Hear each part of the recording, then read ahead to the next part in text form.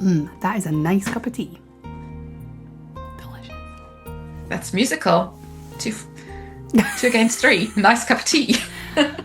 I find that so difficult to follow. See, when people have given me that advice for arabesque, I can't work with that nice cup of tea. I can't do nice cup of tea either. I have to do 1, 2, and 3. The other tuner was struggling to get the top strings, and I just thought, when you're investing in a tuner, you want something that's going to just work and be reliable every time. It feels like you tune everything and then you're like, oh, this feels more in tune than before, and you kind of question, have I actually been tuning my harp properly before? Because it makes it sound so much more correct to the ear because of all the overtones and things. Welcome to the How to Harp podcast, where your harp and your journey are always front and centre. I'm Heather Downey, harpist and founder of How to Harp, your online space for expert guidance and endless inspiration. Each week, we are here to empower, inspire, and encourage you, whether you're just beginning or many years into your harp adventure. From chats with world-class professionals to real stories from everyday harpists to practical tips you can use right away. This podcast is all about helping you feel happy, confident, and fulfilled with your harp.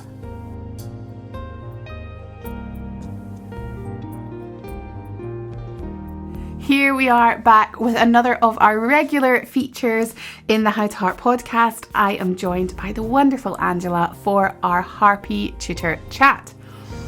Now, Angela and I are revisiting a topic. We are, I promise you, not actually obsessed with Peterson tuners, but we are revisiting the topic of Peterson tuners. There have been a few changes since we last discussed these tuners, and so we wanted to tell you guys what has changed with us and our tuners, and what that means to our practice. And I am actually very excited about it. I do love talking about tuners, I cannot lie. And I love that I have Angela there to geek out with me on tuners and metronomes. So that's what we're discussing in the podcast. Now, I just also want to say that William does make a small appearance in this, although not how you might think. So William was hoovering in the background whilst we recorded this podcast, and so you can hear a little bit of that in the background. He has edited as much of it out as he possibly can, but if you do hear that little hum, if you are listening to the audio especially, then you guys know that's William doing a great job hoovering in the other side of the house. Okay, let's jump in and get started. Hello Angela, how are you doing today? Hi Heather, so nice to see you again. Really excited to be chatting to you again. I know. I'm excited. And we actually literally just had to cut ourselves off and hit record, didn't we? Because we got too deep into chats about today's topic. And we said, wait a second, this should be on the podcast. Yes, it's very, very easy for us to kind of get excited and get going. And we're like, yep, no, we need to wait and make sure we record this for everyone. Absolutely. So today we are revisiting a topic of Peterson tuners. And look, snap today, we both have the same one. Before we jump in and talk about this, I do want to say that neither I nor Angela, who's that? Neither I nor Angela are endorsed by Peterson tuners. We don't have a code that you can go and buy them. We don't make any money if you buy a Peterson tuner. We just are interested in them, like them.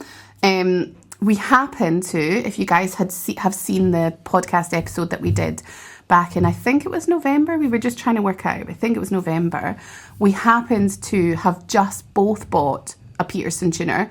I had bought this kind of all singing, all dancing version, and Angela had bought a clip-on version, and we discussed the similarities and differences, the positives and negatives of both tuners. And I suppose I'm going to hand over to Angela to give you an update, because it's you who's changed your tuner. Yeah, so this is the danger of talking to Heather about things, because I brought this other tuner really excited. And that time, you might remember, I was in person with Heather, and she happened to have her tuner there. And I was practicing in her harp room one day and I just fell in love with her tuner and the extra features that it had compared to the one that I had. So I know last time we compared the two and spoke about the fact that this one had a metronome and the other one didn't and could be plugged in and a few other features. And those features for me were enough for me to say, actually, I will miss those things. And so I decided to return the other tuner and use that to upgrade towards the bigger tuner. I also, you may remember, changed to a new harp. And I was finding with the new harp not being as big a sound as my other harp, the other tuner was struggling to get the top strings. And I just thought, when you're investing in a tuner, you want something that's going to just work and be reliable every time on all harps. So yeah, so I'm now twinning with Heather on our tuners. Because I just loved seeing what it did. And I must say, I'm an even bigger fan now since I've got it. So I've had this for a few months. I basically got home after seeing Heather, went and looked online, sent the other one back, and then waited till it was on sales and bought the same one. Yeah, amazing. So just so everyone knows, the tuner that we're talking about here, this is the Peterson Strobo Plus HDC tuner. And honestly, the reason I originally bought it was because I was always tuning with my phone. I was using Pano Tuner. It's a free tuning app. There's absolutely nothing wrong with Pano Tuner. It's a great free app. Like, I got this tuner I think it was maybe like August last year. So not a long time ago. I've been a professional harpist for a number of years, and I have always used Pano Tuner. Honestly, because I couldn't find an electric tuner that tuned my harp to a satisfactory level. And so it kind of wasn't worth my while to carry around an extra electronic device when I always had my phone with me anyway, and I used a metronome on my phone. However, when I saw this, I decided to upgrade because of the sweeteners. So just as a quick recap, because we did mention the sweeteners in the last episode, so I just want to recap what the sweeteners are, and then I'd love to get Angela to chat about how she felt it was different, because she'd mentioned that the previous Peterson tuner maybe wasn't quite picking up the top strings on her harp. So I want to know your experience of the sweeteners in a moment. So the sweeteners are something that Peterson has designed. I think there's over 150. I can't remember exactly how many are, but there's lots. There's more than one usually for each instrument. And they're basically the tuner set with certain presets depending on the instrument you're playing. So if we talk about the harp, for example, the harp, when you pluck a single string, other strings resonate in sympathy. And so it has a very specific sound when you're tuning it, because you're not hearing that one single string being plucked. You're hearing the resonance of the whole harp. And depending on the different types of harps, that changes. Not just from the lever to the pedal harp, where there is a big change, but also just from different types of lever harps, different types of strings, different types of woods even. These overtones are going to be slightly different. So the Peterson tuner has 4 harp preset sweeteners, 2 which are designed for lever harps and 2 which are designed for pedal harps. And so you can try these 4 different types on your harp, pick which one's right for you, have your tuner preset for those overtones. And if you play another instrument, I think it would be particularly good for woodwind instruments, because I did play the flute for a year. That's a whole other story. But when you are trying to tune and you're blowing air into a woodwind instrument, certainly if you're a beginner like I was, it was hard to get a completely consistent note. I'm sure if you were an advanced player that would be a lot easier, but for me it was difficult. And so because the note was wavering because of my breath control, the tuner was wavering a lot as well. And I would just surmise that the woodwind would be great on this as well. Just the same as the bow on a stringed instrument, all of these things, you know, that's what the sweeteners are there for. They're preset for the instrument. So Angela, I'm particularly interested to know how you felt the tuner part of this changed when you moved from that kind of simpler clip-on to this which had the sweeteners. Well, the smaller tuner did have the sweeteners as well. That was one of the main reasons I got it, because it was the first tuner that I discovered that did have a specific harp tuning, which was fascinating for me. And I think, all those overtones do affect the sound of your actual instruments. So I used the same sweetener on that smaller tuner as I did on the bigger thing. That was the thing that converted me to these type of tuners, because I fell in love with that on the previous tuner. I was like, there was no going back from that. I just loved the way that it tuned my harp, and my harps. And so, yeah, I used the same tuner set specifically for my size lever harp. And I really do find a big difference. I think we discussed this last time, where it feels like you tune everything and then you're like, oh, this feels more in tune than before. And you kind of question, have I actually been tuning my harp properly before? Because it makes it sound so much more correct to the ear because of all the overtones and things. One thing I will mention that I have discovered is you can actually plug your tuner in to the software. I haven't tried this because I'm not super techie, but for anyone who is out there techie, there are actually custom sweetener options that you can get, and ones that other people have made that you can use. So if you're into wanting to adjust those to kind of set up a slightly different tuning or way of tuning, it's still a bit over my head. There are ways to do that. So that's something people can look into. But yeah, the sweetener on the harp does make a big difference. And the other thing I think we spoke about last time was getting used to tuning with this harp is a big learning curve. And initially I would find like I would turn the wrong way to sharpen or flat to see as the little spiral spins. There's like while you're tuning, it kind of does this little circle in one direction or the other direction, and you need to make that stop basically to be on tune. And that took a little while for me to get used to, but now I find that very, very intuitive, and actually very, very easy to get accurately to stop or to notice when it's not. I get a little bit annoyed sometimes when I come to my harp and tune because it's in tune and I don't need to do any adjustments, because I really like having that kind of that chance of doing that. So I think because I'm tuning exactly with the same tuner to sort of exactly the same tuner, I think it's helping my harp settle a lot quicker as well. And the strings are generally pretty settled. I don't move it too much. But yeah, I think that tuning is probably the main thing. I mean, they're good metronomes out there, I'm sure. I really, really wanted to have a physical tuner rather than on my phone, because I'm just aware of even having your phone in the practice room does act as a distraction to playing. And I think we're on our phones so much, we need that break. So I really, really like the idea of having a physical tuner, and having the big display of this one, I think, was also really helpful compared to the little display of the clip-on. And just having it in the practice room, and this is probably going to seem like such a silly thing, but I love the fact it has a stand. So I can stand it on my desk. So again, my phone, I don't always use a music stand. Like, especially if I'm preparing for a concert or something like that, I don't want to have to faff around with a music stand. And even more recently, I don't use a music stand even less, because I have an iPad with an iPad stand. So my phone would be on the floor or it would be on the table, and I'd maybe want to adjust my metronome, or I'd want to look at the screen for tuning and adjust a little bit of tuning, and I can't see it easily. Whereas this, I can stand on the desk beside me. It's so useful when I'm filming lessons because it's standing on the desk under the microphone for the metronome, and I can so easily access the buttons because it's sitting like this for me to easily access and adjust. And that simple thing for me is so great, just having that little stand. Otherwise, of course, it'd have to be flat on the desk and I'd have the same issue. So yeah, simple things, but I love the stand.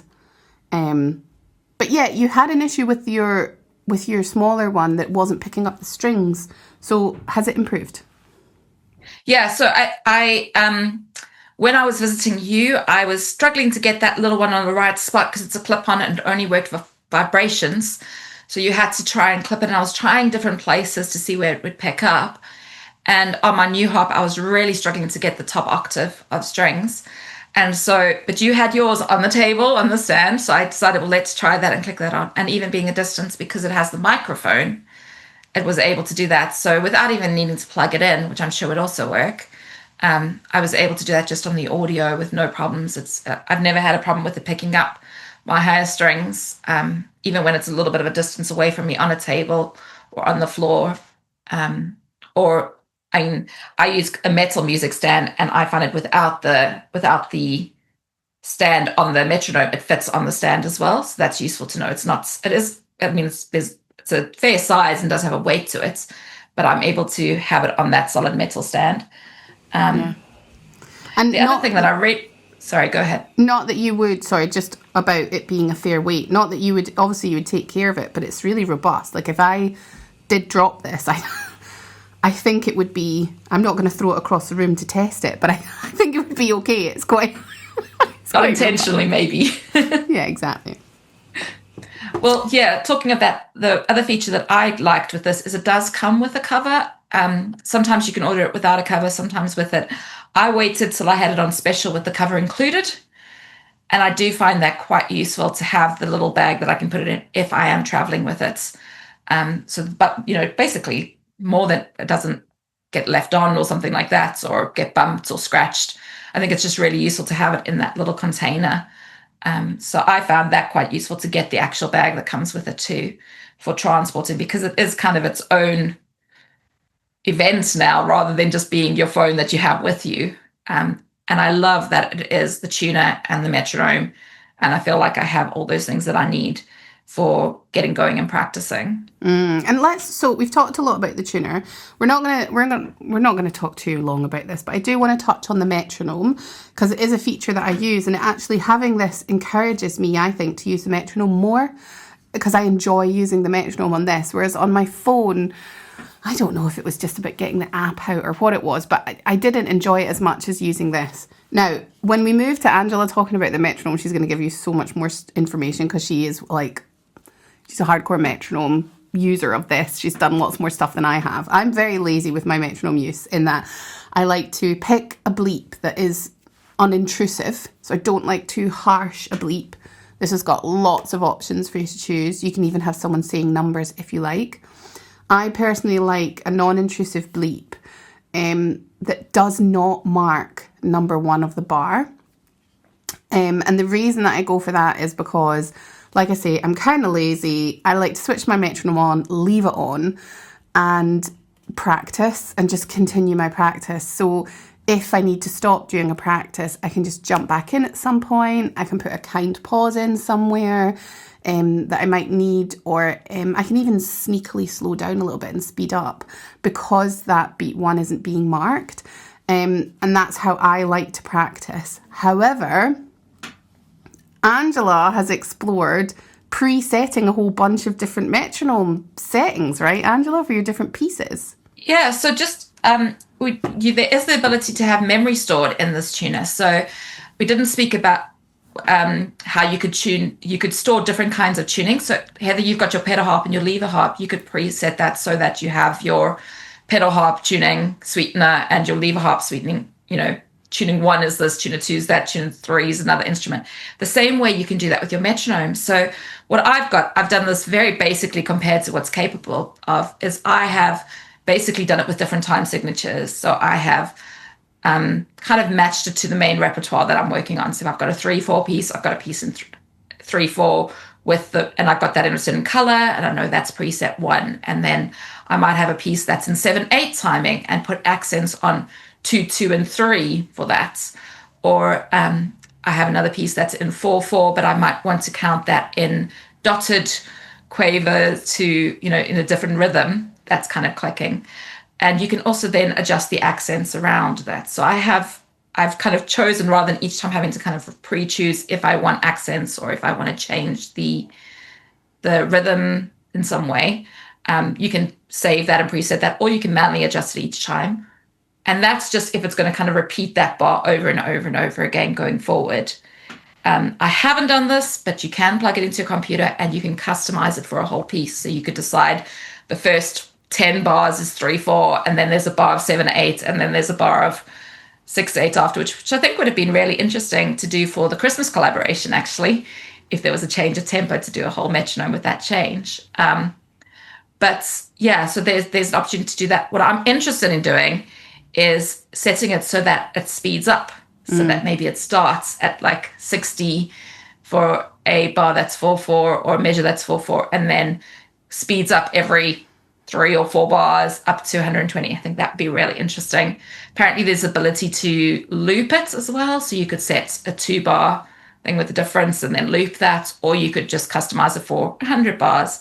I think there's meant to be something like 100 presets that you can store. So, there's always, these things always do way more than we need, and you need a bit of time to explore them. But yes, I tend to use the sort of, well, the ones I use most often, even in my teaching, would be the 4/4 or the 3/4 kind of times. And I did find it really helpful for a piece that I was doing in 7/8 as well.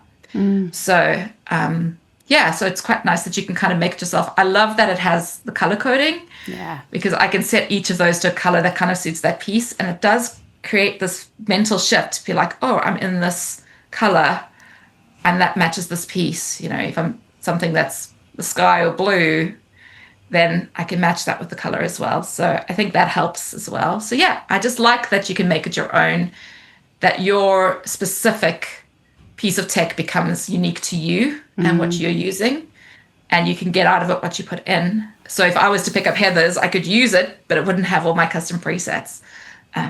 Yeah, of course. And talking about being able to plug it into the computer, this is what Angela and I were getting a little bit chatty about before we hit record. But we have a power hour once a month in the membership, and last night was power hour. And one of the questions led me to start talking about kind pauses and putting kind pauses into your piece.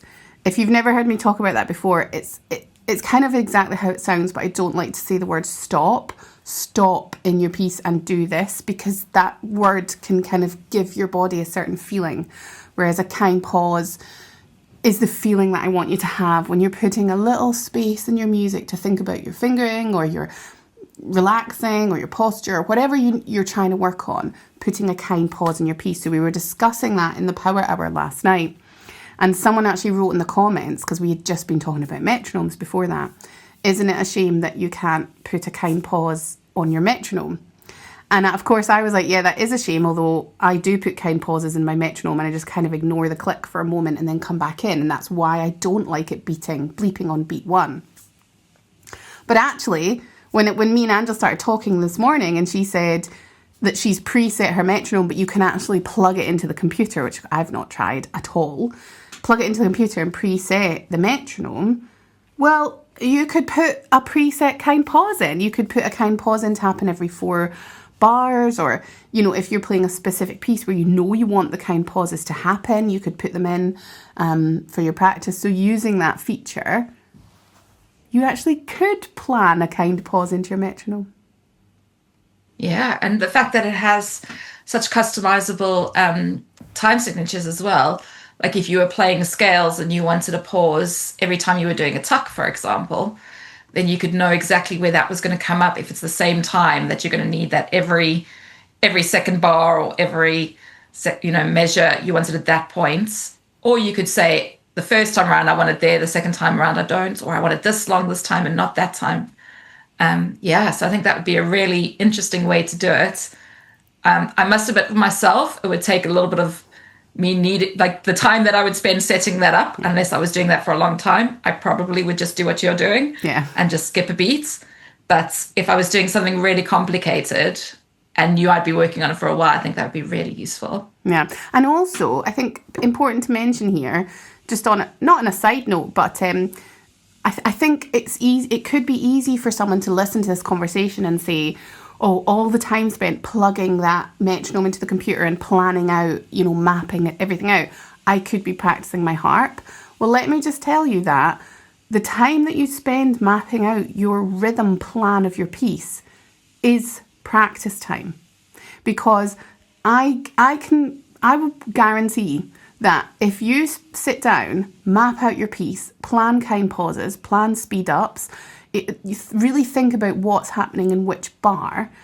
When you come out of that planning, you've already put it in your metronome, you will know your piece better.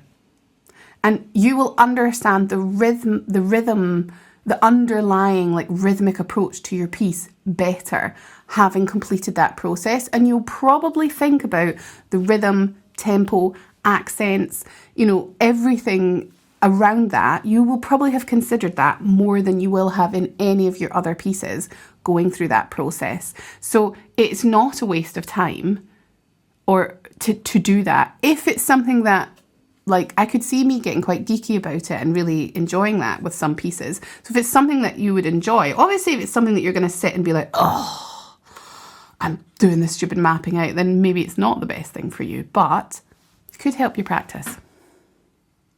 Yeah, I think there's something in clarifying exactly what you want and having a tool to help you get there. So you had someone ask and say, I want to put these kind pauses in, and I wish there was a tool that could help me.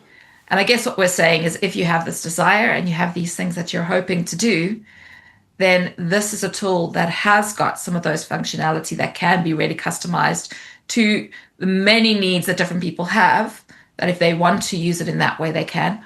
Or you can just plug and play and use it as it is straight away. It has that ability to adapt to what your needs are. I think, in many ways, if you're using it just for a click, maybe it is a little bit overkill for what it is. But I must admit, I still love it just for that. Like, yeah. I know it was, it's not the cheapest thing to get, and it was completely indulgent, and I had to save up for it. But I use it all the time, and I never regret getting it. Yeah, me too. So yeah, I'll just say once more, we're not endorsed by Peterson tuners. We just love this tuner. It is expensive. It's not a requirement for your harp playing. You can use a free metronome, a free tuner app. You don't have to spend any money. But we just want to share our experience with this one, which has been really excellent. I absolutely love it. I really wouldn't want to be without it now I've got it, to be honest with you. I'm so glad that I've got it. I don't know when I'll get to the point where I will explore plugging it in the computer. I kind of want to, but I'll cross that bridge when it comes. But yeah, it's a great tuner. And metronome. And you're going to take it with you to tune as well when you go to festivals and try out those different things as well, which I think it's great having that. Rather than carrying your phone around, having a tuner to tune lots and lots of harp makes a big difference, I think. Yeah, so if anyone does want to have a look at it, because it's a very, very big purchase. So if you do want to have a look at it and have a shot of it before you purchase it, then yeah, if Angela and I are a whole bunch of different festivals and harp events, and we will have this with us. So if you know that we're at an event and you want to come and have a look at it or talk to us about it, then come and see us, come and find us. I think the next one that we don't know if Angela's going to be there yet. I will definitely be there. Angela might be there. Is going to be the Edinburgh Harp Festival in April. And How to Harp have their own stand. So we'll make sure, I know it's very exciting, isn't it? For the first time, we have our own stand in the Harp Makers exhibition. So we will make sure that one of these is on the stand, since we've talked about it so much. And maybe we should contact Peterson. And no, we don't want to be endorsed, do we? Because then it's just we genuinely love it. Yeah. So yeah, exactly. You don't want people to feel like we're not giving an honest review just because. Yeah. It's a great tuner. So I think we've probably chatted. We said it would be a short podcast, but it's been quite long. We get excited, don't we, Heather? Yeah, I know. I can't help it. So maybe in another 3 months, we'll be back chatting about the Peterson tuner again. I don't know. We could be. But I hope you guys have enjoyed that. And thanks for chatting, Angela. Yeah, lovely to speak to you. Bye.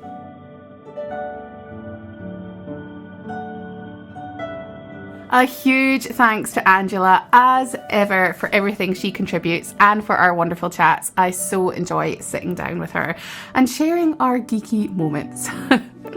Now, next week, we have a guest with us on the podcast, learner harpist. Mary is going to join us. She is a very special person to me and to everyone at How to Harp. Mary is one of our sweet peas, our community volunteers. She is hugely involved in How to Harp. She gives so much of her time and energy and her wonderful knowledge to us, and we really appreciate everything that she does. She's also a dear, dear friend of mine. I'm so lucky to have her in my life, and I'm so excited to be able to sit down with her and share some of her background and her harp journey with all of you guys. We have had the absolute pleasure of staying with Mary and her lovely husband Gary when we were over in the States. We have had Mary and Gary here with us in the UK, and we're super excited to be welcoming Mary back to the How to Harp retreat in October this year. She's going to be joining me next week, and I just can't wait. She's a wonderful person, and I know you're all going to love the interview. Now, if you are enjoying the How to Harp podcast, then please do like, comment, share it with a friend. It really does help us to grow and reach lots of harpists out there. And of course, thank you to all of you for listening.